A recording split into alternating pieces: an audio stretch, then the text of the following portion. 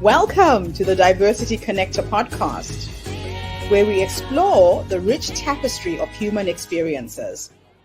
I'm your host, Gertrude Mache, and I'd like to acknowledge the traditional custodians of the country on which we meet today. I would also like to pay my respects to elders, past, present, and emerging, and together as we dive into conversations that bridge cultures, challenge stereotypes, and celebrate the unique perspectives each of us brings to the table. Each episode is a journey through stories and insights from a kaleidoscope of voices, each sharing their colorful narrative. Whether you're at home, on the go, or just anywhere in between, you're now part of a community that values understanding, inclusivity, and the beauty of diversity. So plug in your headphones, get comfortable, and let's connect through the power of our shared stories. Welcome, and thank you for joining us on the Diversity Connector podcast. Hello, everyone. This is Gertrude Mache here in beautiful Melbourne, Australia. And today I am graced with the presence of yet another fascinating young woman. Welcome, welcome, welcome to our tribe. Please tell everybody your full name, where you're based, how old you are, and share your story with us today.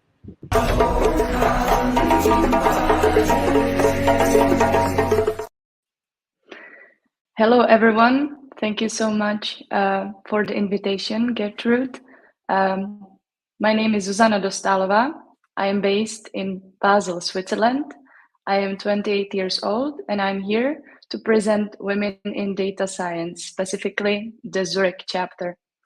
We are a non-profit organization that wants to highlight the amazing contributions women do in the field and help them break through into the field of data science with the support of our annual conferences, workshops, and the free resources we offer to help not only young professionals, but also seasoned professionals to actually upskill and break into this field by building a supportive community of women and to help them break through these gender confines when celebrating their successes.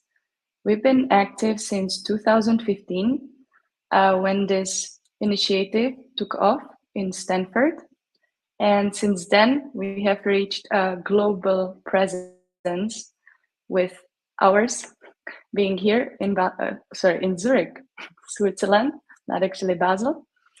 As I mentioned, the integral part of our initiative is to inspire, to encourage women and support them in the pursuit and excellence of their data science careers. We are volunteers, ambassadors that organize this conference, that select speakers that are successful women in data science to inspire our audience in pursuing the data science career themselves. We organize annual technical conference, workshops, and side events where our participants can network, they can explore the landscape, particularly for us in Switzerland, where they could work in the field of data science and how could they advance their professional career. We are also known for our inclusivity and diversity. We are drawing participants from any backgrounds, variety of industries, and different gender groups. We would like them to explore the latest trends, tools, and methodologies in data science through the events and datathons that we offer. We advocate for diversity in STEM, and we provide our participants and followers a community where they can always find a helping hand, where they can get inspired, they can get new connections, new ideas, brainstorm their career options going forward. And we are always trying to improve our offerings, to grow, strengthen our network. We have brought together over 660 participants already from the past conferences that we started here in Switzerland, in Zurich in 2018. And since then, we have been able to celebrate the success of many amazing women's contributions to the field. What I think is also quite important to mention is that with women in data science worldwide was born out of the pressing need of addressing the glaring underrepresentation of women in data science.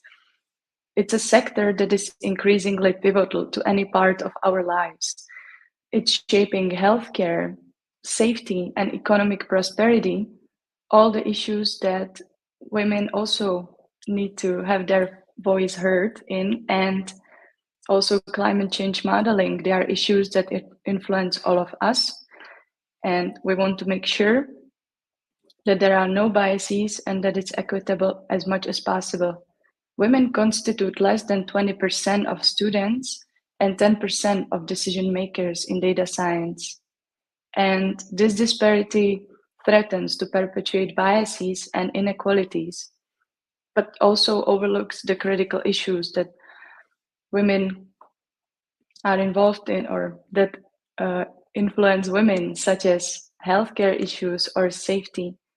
And recognizing these challenges, WITS worldwide embarked on a mission to elevate and empower women in the field for more balanced representation and to mitigate unconscious biases, ensuring prioritization of issues critical to women.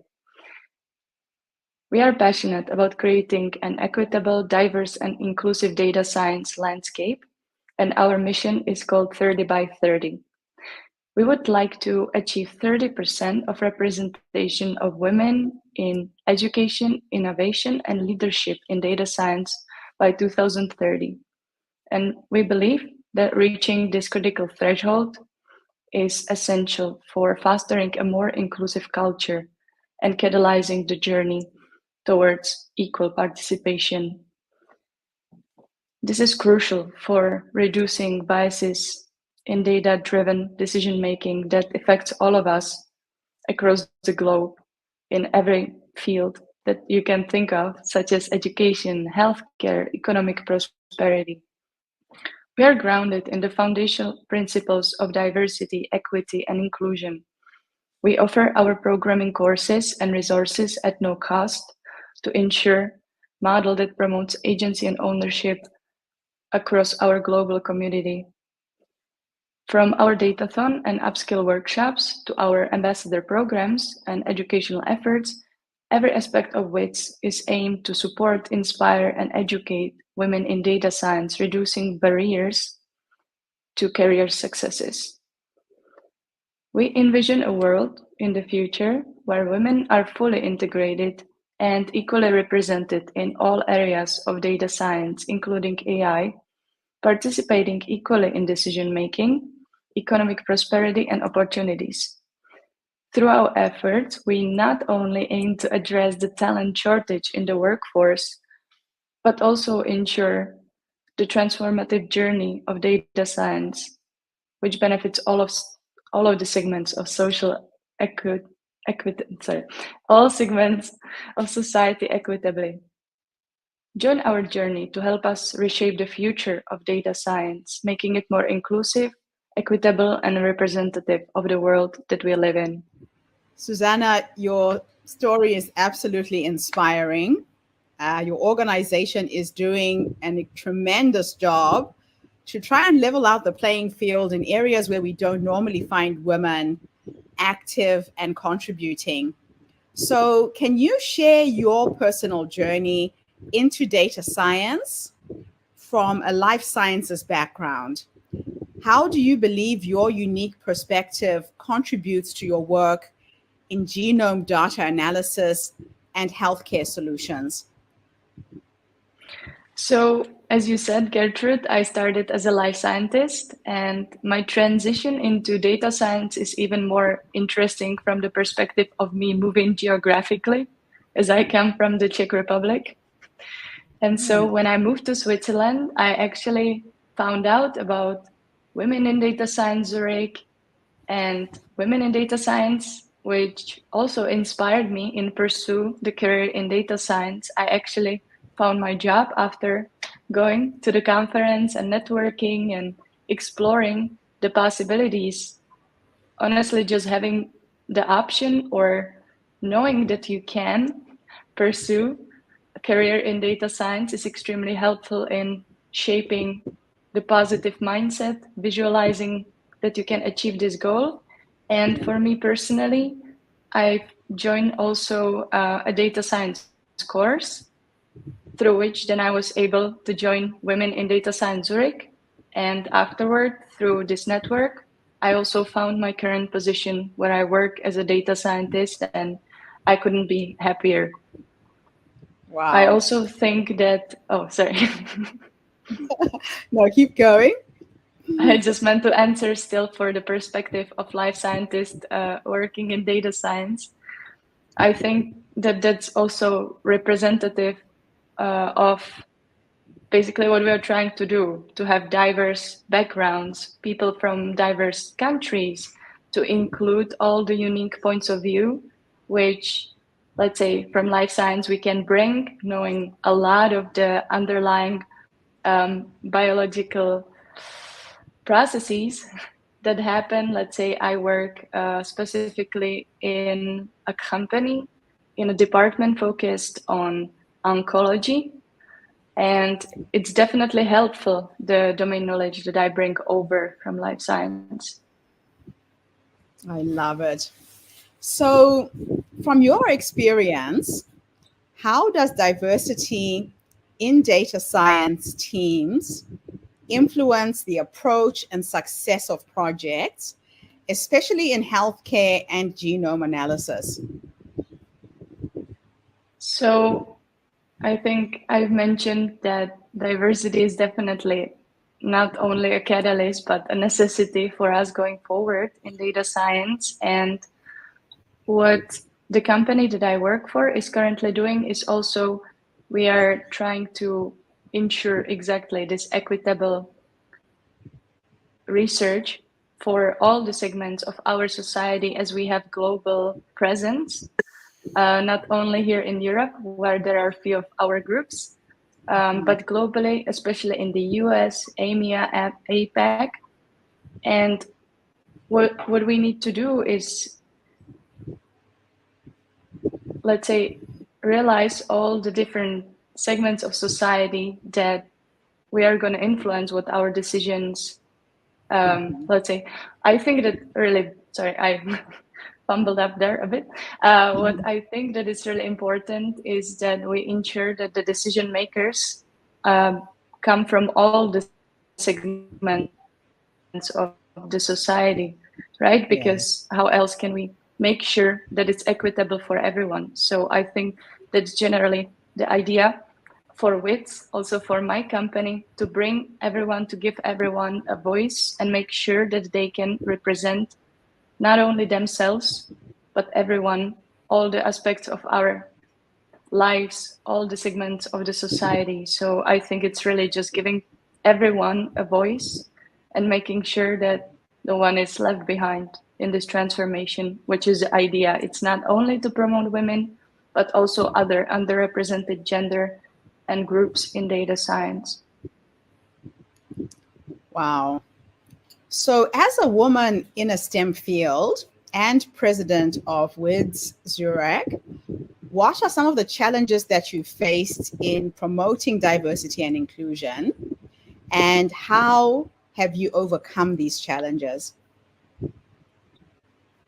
So I think our story, mine and WITS, is always really aligned on this. Mm-hmm. I think it's difficult to envision certain things when you don't see them around as much, which is not very eloquently said. But I mean, when I saw women being more represented in data science, I started believing that it could be one of them could be me as well, let's say. Yeah. So it's really amazing to see so many amazing role models, which I think thanks to women in data science, is also being more and more prevalent nowadays. And these challenges, I think, was basically just for my limited beliefs, not thinking that I could make the transition.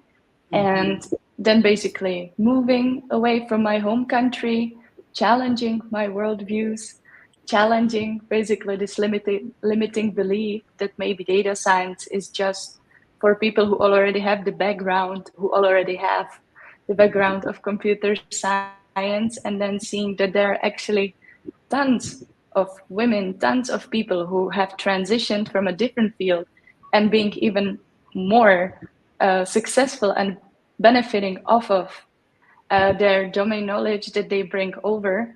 So I think the challenge was really maybe moving during COVID, during the pandemic, having this uncertainty, not having any network in Switzerland, and then basically being lucky enough to join a community that brings women and other genders in data science up and helping with this challenge of, let's say, searching for community, searching for support and resource materials to actually be able to advance your career, to find the inspiration and strength to go forward, even if you hit any obstacles on the way. That's wonderful.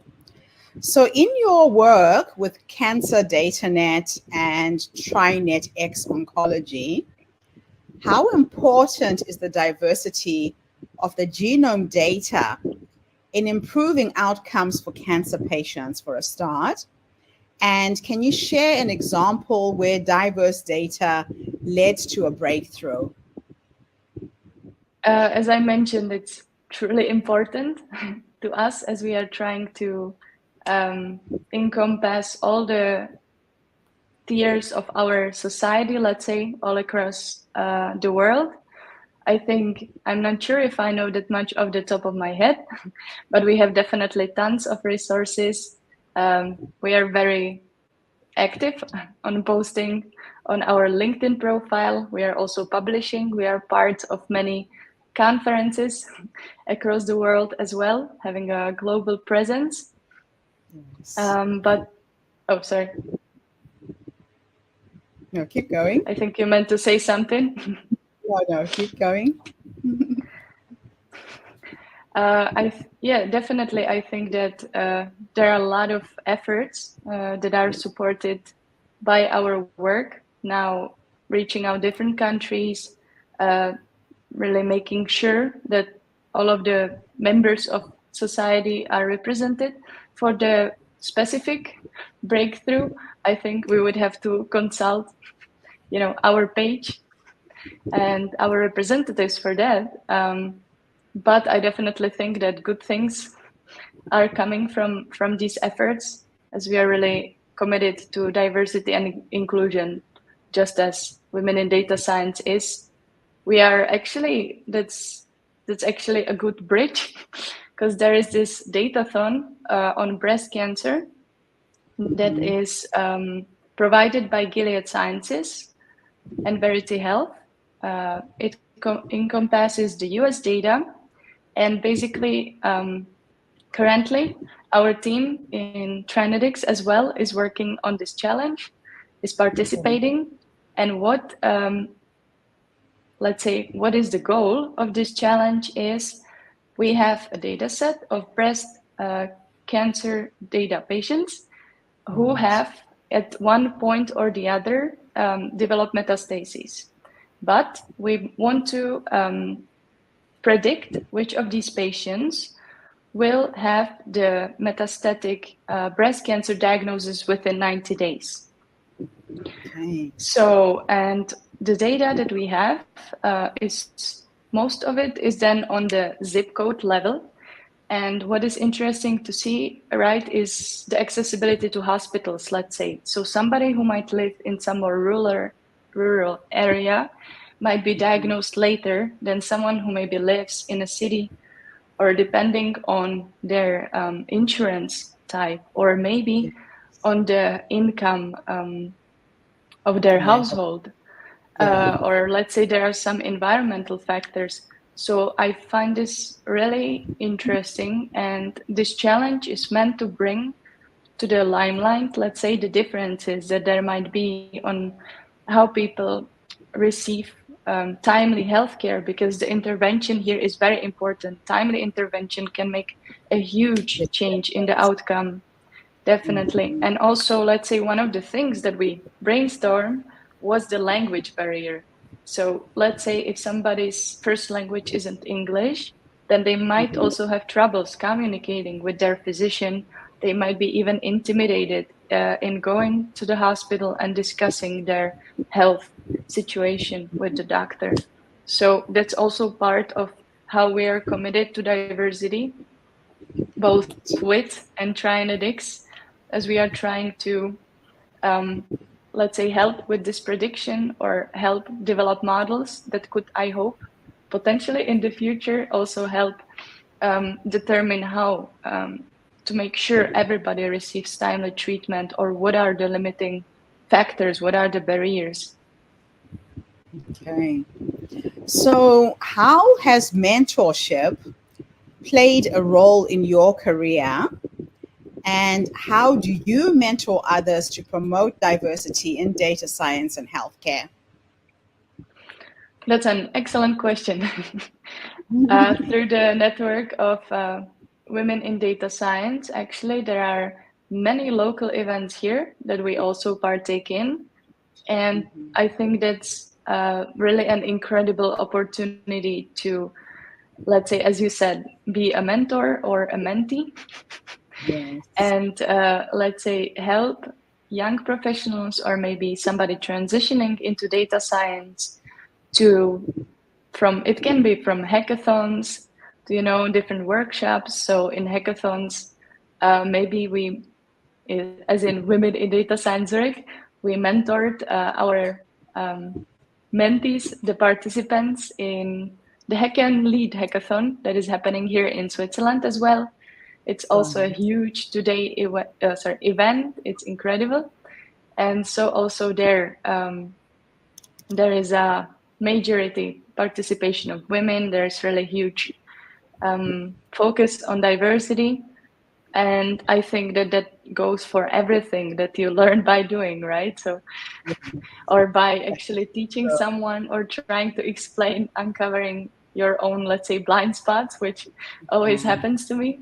And it's great to experience this from both sides, and having incredible role models. Well, in my professional career or in this volunteering position, it really makes a huge difference. As you mentioned, I'm serving as this year's president, but I really am so grateful of the great example set by the previous president and the board, and the current board actually helping, because of course it's a huge team effort and we would be completely lost without, Yes. our whole team. Yeah. And through this, there are, different parts of our team. Some of us work in healthcare, and so we are trying to bring our mindset that we have already from WITS, into our everyday lives. Yeah. And I think we are all lucky enough to work also in companies that share this worldview and that share really this support of more equitable future, especially in healthcare, where it makes a huge difference. So, how do you address and mitigate biases in AI and machine learning models, especially when analyzing genome data for healthcare solutions? I think this is a really, really a huge topic, and it Yeah. might be a little difficult for me to answer. Actually, I think now it's almost on the top of my tongue, because this topic keeps coming up very often. I think, yeah, we will, or we have already had some really good discussions and presentations on this subject. Actually, that was also another part of a challenge that we joined, because us women in data science, we collaborate with a lot of different communities. So Right. not only in healthcare, but what comes to my mind is we had a challenge where we were trying to see how biased sports reporting is and how we could actually remove this bias. Right. And it would seem like a simple thing, right? Let's say, let's just throw away some gendered language. Let's just, focus on describing the athlete regardless of their gender, not really Yes. using some words that are unnecessary. But it was very difficult. And in this challenge, we could only do a prototype. But actually, when we think about it, there are so many also unconscious biases that we have.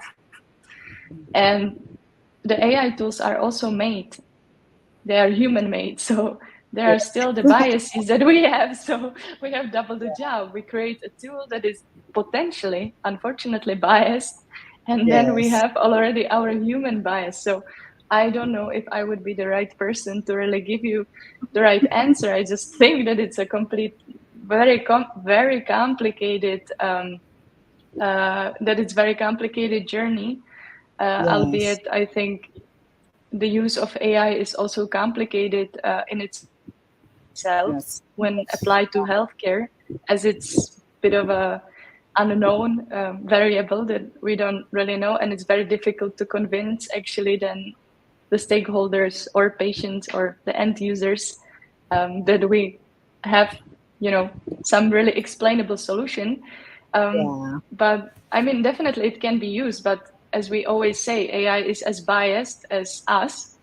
So I think Yes. unless we can really remove the bias, which I think by talking to people, which I think by, spreading this wonderful message of, let's say, including everyone and making the world more equitable, I think that once that is done, then also our AI can remove the biases we have already created in the past. That is so true.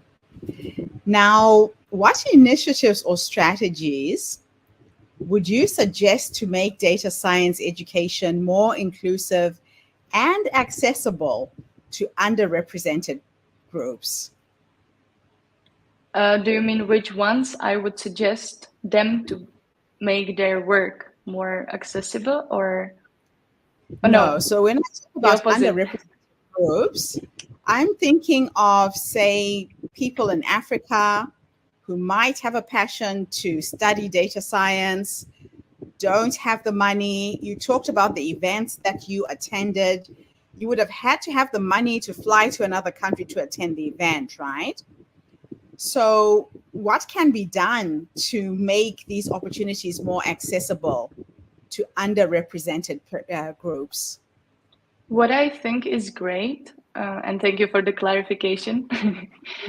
The datathons actually are, or the workshops are accessible online. So if I'm not mistaken, there is also an initiative locally in Africa for actually the datathon and for, let's say, the educational resources that can either be accessed online because they are recorded at no cost at all, or I think locally there is also a chapter of WITS which works towards bringing the resources there locally.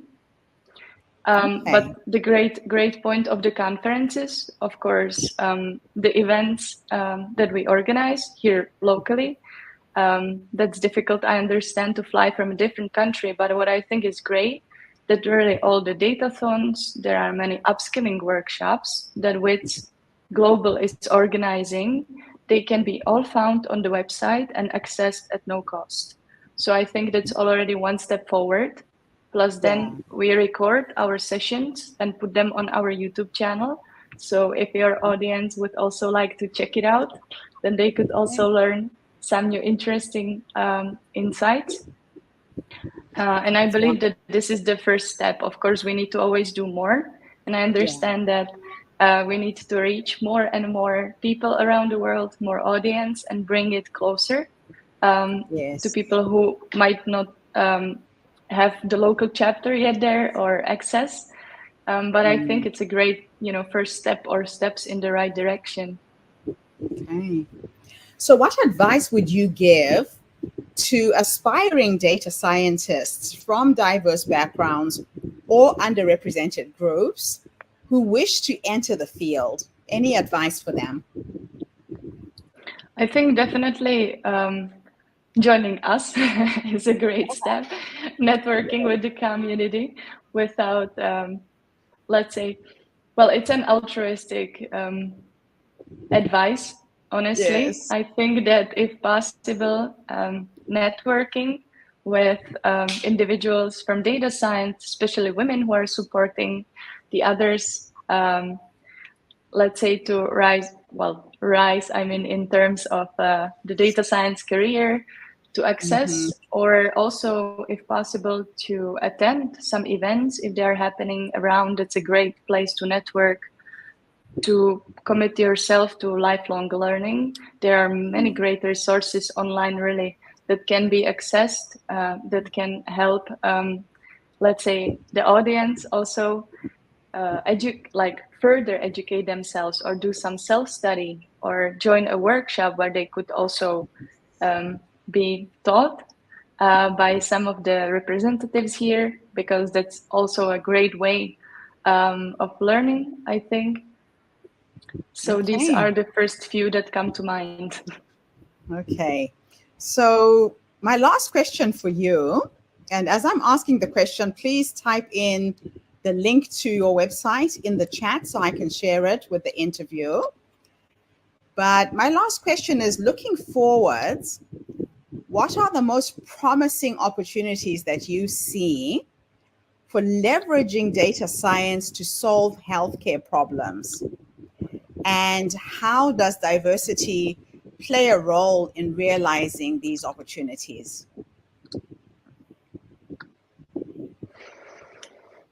That's another excellent question that I think is really multifaceted.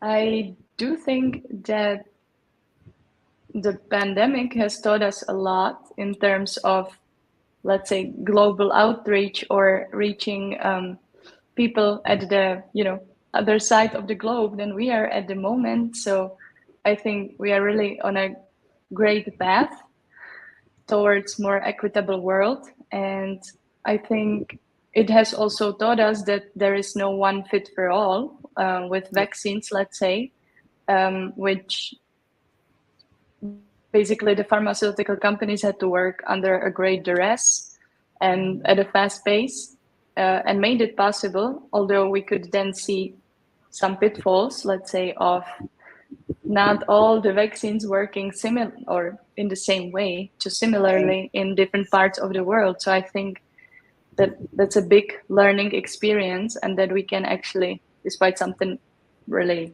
terrible happening, such as the pandemic, that can be also a learning experience in including everyone in the decision making and in the sample, let's say, for the future drugs, for the future vaccines that we need to develop. And I really think that those are the first good steps in creating more equitable healthcare. And also, I think that really movements like, initiatives like yours or ours, just really changing the mindset of people, are the step in the right direction. Because once people realize that it's possible, they are much more prone on actually developing the solution once they unlock this potential, once they even form the thought, okay, I can do this. We can do this together. I love it. Well, it looks like there's a lot of work ahead of you. Congratulations for finding a field that is really going to help humanity move forwards. And thank you for the work of your organization in making these opportunities accessible to anybody who has access to the internet. So I've got your website scrolling at the bottom of the screen. If anybody out there is interested, you've now got a contact in Switzerland who you can get hold of. And there's the organization that can support you to get there. So thank you again so much for coming online and sharing your personal story, your work with your organization. Really excited to be connected to you and to share you with our community as well. Thank you so much for the invitation, for having me, and for all the excellent questions and the lovely interview. It has been a pleasure. And thank you to everybody who's tuned in today. The Diversity Connector is a platform that is bringing you voices and stories of people from all over the world, different aspects of life, so that we can connect, share ideas, and celebrate our diversity as human beings. So tune in again tomorrow when I interview yet another amazing guest. In the meantime, have a fantastic day, morning, or evening, wherever you are in the world. And Zuzana, thank you again for the interview. Thank you so much. Have a lovely day. Bye for now, everybody. So wrap everybody on today's episode of the Diversity Connector podcast. Thank you for tuning in and being part of our vibrant and global conversation. I'm your host, Gertrude Mache, and it's been an honor to share this space with you, where voices from all walks of life come together to weave a tapestry of diverse perspectives. Remember, every story you've heard today is a thread in the larger fabric of our shared humanity. So, as you step back into your world, carry these stories with you and let them inspire you to embrace and celebrate the rich diversity around us. Don't forget to subscribe, rate, and review our podcast to help us share these inspiring stories with more listeners. Do follow us on social media by looking for the Diversity Connector podcast for more updates. Until then, keep connecting, keep listening, and keep celebrating the beauty of diversity. This is the Diversity Connector podcast signing off. Stay curious, stay open, and definitely